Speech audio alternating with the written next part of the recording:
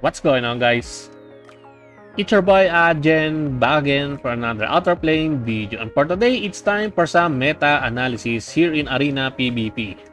And it's going to be a thing now here in my channel where I analyze and talk about certain meta team composition here in the arena. And today we will be talking about one of the best arena defense right now in today's meta, which is the Alice defense. So if you take a look at the top characters, the top players in our server, top 2 are using the Alice defense, even top 4. This one, top 6, top 9, top 11. It's pretty popular and it merits it. It deserves the popularity because I've already fought a lot of different types of this one, and this one is really damn annoying. It's also really powerful. Alice makes a really huge difference in this type of team composition. Now I'm gonna be trying to fight this one, the number 4, PSG HP 85. Shout out to you because you attacked me earlier, so I will have the chance to showcase your arena defense team composition here in the arena. As you can see, he attacked me earlier, and I lost, of course. These are the top players. So this is the team: Alice, 5-star Veronica, 3-star Alice, 5-star Veronica, 6-star D Stella, 6-star Tio. 6-star D Stella is really scary because of the preemptive shield that she gives to the team, and that is one way to protect Alice because Alice is very squishy. If you cannot kill Alice after or outsped Alice, then it's gonna be a GG. I'm just gonna be using my experimental team right now. This is just to showcase the defensive capabilities of the Alice meta in the arena defense. As you can see, the enemy already has a shield thanks to and Alice is really fast. There you go. As you can see, I've been debuffed by the reduced effectiveness, so it will trigger my D Stella's counter, but my D Stella counter is not enough to kill Alice. And this one, the S3 of Alice is really annoying. As you can see, I have the unbuffable debuff, and also this Alice has a bleed weapon exclusive for mage. If you don't know the bleed weapon for mage, this is the 6-star legendary gear. Probably weapon or accessory. I can't remember, but as you can see, I've been inflicted by bleed. See how annoying Alice is. She already deal a pack ton of damage to my team. I cannot do some buffs.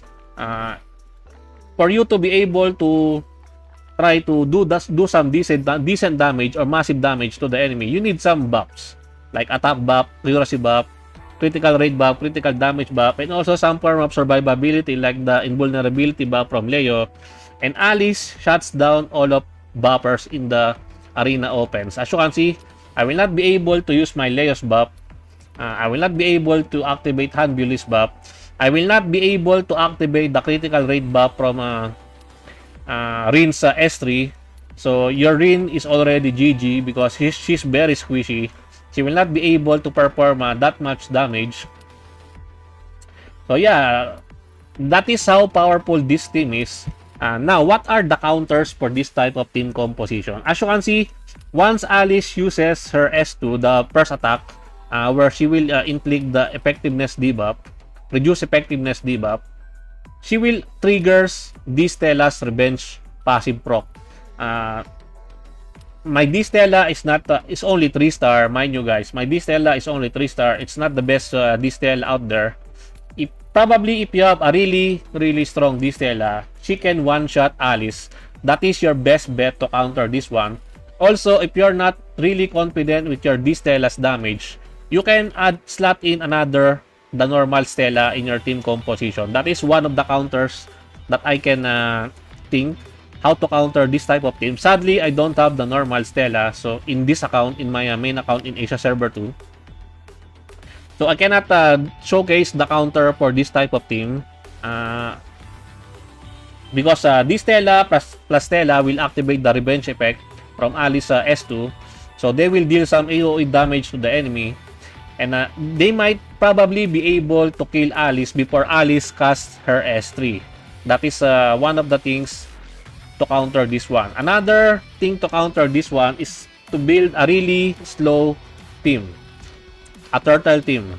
Even though turtle team is somewhat at a disadvantage in arena opens because of the lightning effects. If you don't know the lightning effects, this one, the Duelist Pledge, this one will damage your team once this one turns to 1, the lightning effect. So arena opens is always at a disadvantage in the eyes of this type of team composition, where most of them are really tanky except for Alice. Stella, Veronica, and Tio are really tanky, built tanky for this type of team composition with a lot of evasion. And no one uses accuracy gears, right?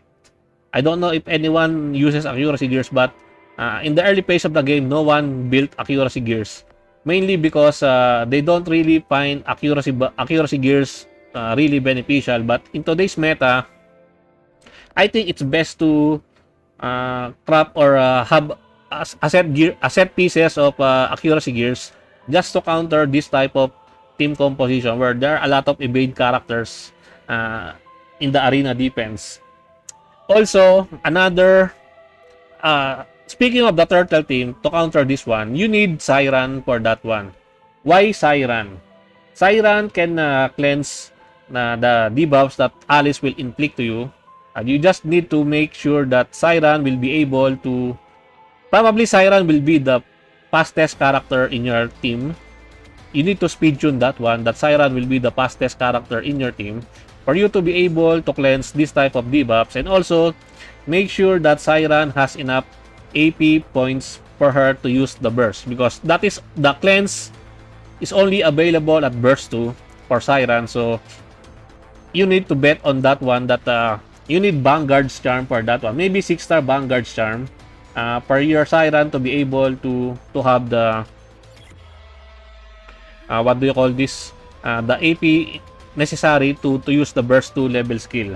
Also, maybe equipping Siren with the arena AP gear probably might be helpful, but currently the current AP gear set in arena shop is pretty mid, because that is only a 4-star gears. Maybe in the upcoming season, maybe we will be getting some AP gears, or maybe there will be some form of dungeon, another hunt, the light and dark hunt, that will drop those type of gears. Probably will be really useful in arena, because in arena AP is really useful, especially by unleashing your burst skill. Like for example, Siren's burst skill is really a threat to this type of thing, because she can deal with this annoying debuffs from Alice. Another counter to this team is have a lot of characters that has around 300 plus speed, maximum speed probably, because Alice is really fast, especially with her exclusive equipment. The way they buff Alice is really good, really nice, because as you can see, Alice is now pretty much meta in arena. Before, Alice is just no one notices Alice before, no one uses Alice, but when she got some balance adjustment, she became like this. She became a monster in PvP in arena. Sadly, I don't have Alice in my account here, so I cannot really fully showcase Alice in arena opens. But here, as you can see in arena defense, she is so damn strong, so darn good, and I really wish I have Alice. So yeah, I think that's it. That is the real counter to this one. Double Stella counters this one. Slow team composition with Siren with available level 2 burst skill will be able to deal with this one also. And also really high pass damaging DPS that can one-shot Alice, probably around 290 plus rin. Because as far as I know, strikers cannot go beyond the 300 speed mark. Even if you have all the perfect substats in your gears, they cannot pass the 300 mark. So I think 300 plus are only territory for rangers, and there are not that much really good DPS rangers aside from Valentine. But I don't think Valentine can one-shot Alice in this type of unless you have really godly gears. Probably she can one-shot Alice in the hopes that once you activated Valentine's S2, then you S1 Alice, then the dual attack will proc. That will probably kill Alice, but that is pretty much RNG dependent in my honest opinion. So let us just continue this fight and see how much damage the enemy will deal to me. This one will not take any damage because my Leo is not built for damage.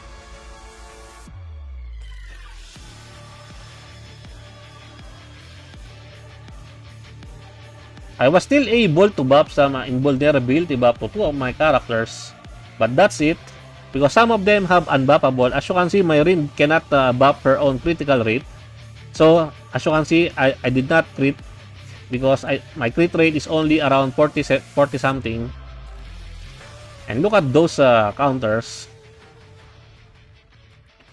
I have some AP now, so but I still have some unbuffable on my characters, which is really a shame.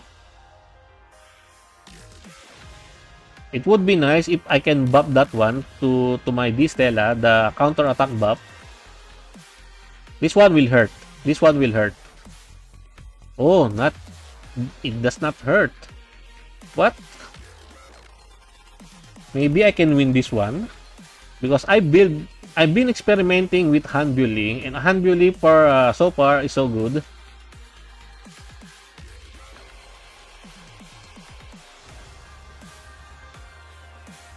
If only I have the counter attack on my the annoying part is the unbuffable lasts for more than 1 turn. Okay, revenge. Revenge time. I can still proc the revenge. But the enemy has Tio. Tio will just heal them up. Okay, counter. Counter is pretty weak. Let's try to kill Alice here. No.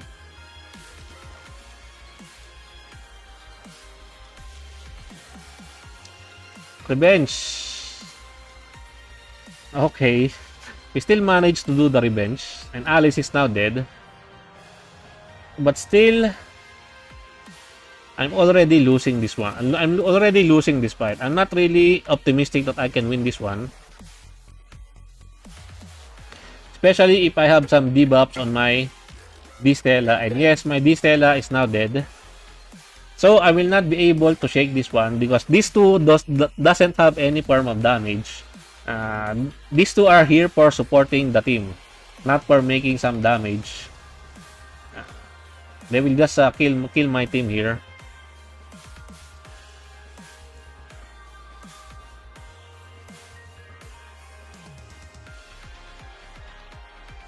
I will not do anything to this team because oh my god.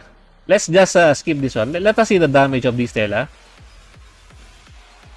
My hand bully is hanging for her life. She's very tanky. I build her with a really tanky and speed gear. But do you guys want to be spending a lot of time with this type of stall composition, team composition?